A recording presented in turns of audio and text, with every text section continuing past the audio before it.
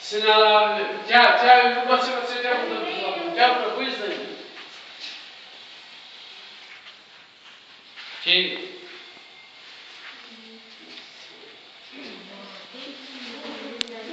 Durun görün, kardeşim yapsada çalışalım. Ben birinci bere başlayayım. Deliyle söyle. Ha, tutarma, çakır dalasın. Daldan çak. Re! Ülül bu yüzden dur veriyor. Hacı Bey! İ! Ni! San! Si! Ro! Ro! Si! Ay! Di! Ci! İ! Ni! San! Si! Ro! Ro! Si! Ay! Di!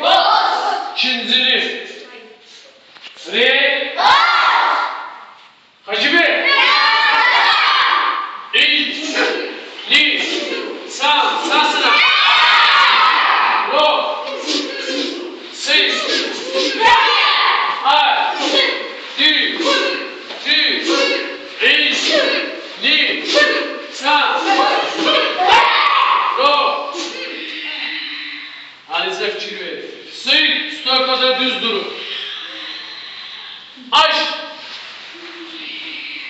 Ali biraz verin de baba, baş parmağını öpüşersin. Gir! Yemek, ye, şimdi ikincini geldi. Kim bacaksa üçüncünü. Dursun, yerinde bak. Üçüncünü geldi, yansın. Arkadan. Bu dördü geldi. Bilirsen yansın. Saçında. Yansın bilmeyen dalda dursun. Bu dördü geldi, dördü. Geldi birisi şu. Yansın. Re, bu dördünü çekersin. Hacı Bey. İ.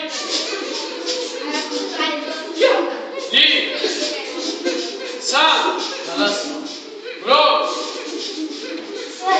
Nasıl yaptı gelir onu çek. Si.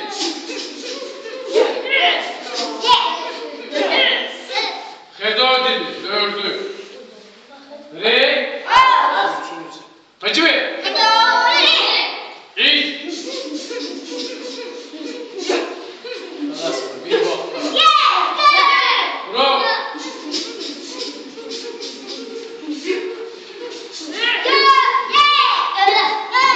Si.